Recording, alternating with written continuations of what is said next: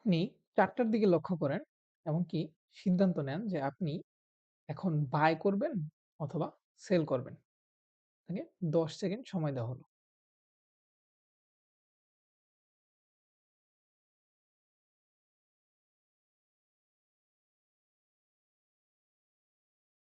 আমরা এখন বাই করব।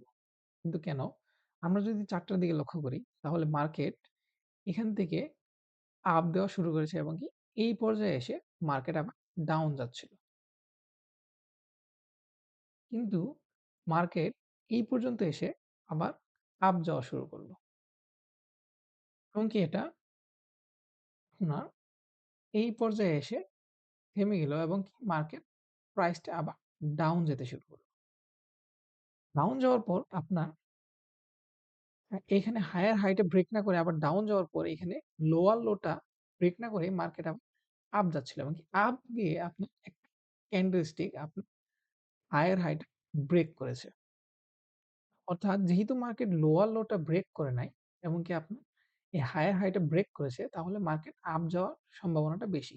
এজন্য আমরা বাই করব এবং কি এক লং পজিশন নেব। তাহলে আমরা একটা এখানে লং পজিশন ওপেন করলাম।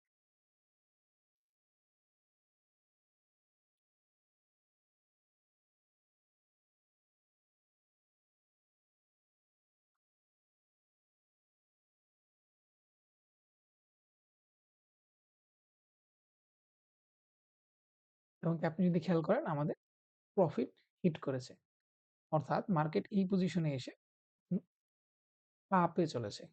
কেন গেল? কারণ আমাদের মার্কেটটা এইখান থেকে শুরু করে এই পর্যায়ে এসে যেটা কিনা আপনার প্রাইস ডাউন যাওয়া শুরু করলো এবং কি ডাউন থেকে আবার যখন আপ দিল তখন এটা পরবর্তীতে ডাউন পর্যায়ে এটা আপনার লোয়ার লো ব্রেক না করে অর্থাৎ এক আপ ট্রেন্ড এর ইন্ডিকেট দিচ্ছে এবং কি এটা আপার হায়ার হাইটা ব্রেক করেছে। এজন্য এটা কন্টিনিউয়াসলি আপে যেতে থাকলো। তো আপনি যদি ঠিক এইরকম মুহূর্তে ট্রেড নেন তাহলে আপনার ট্রেডটা সফল হওয়ার সম্ভাবনাটাই বেশি।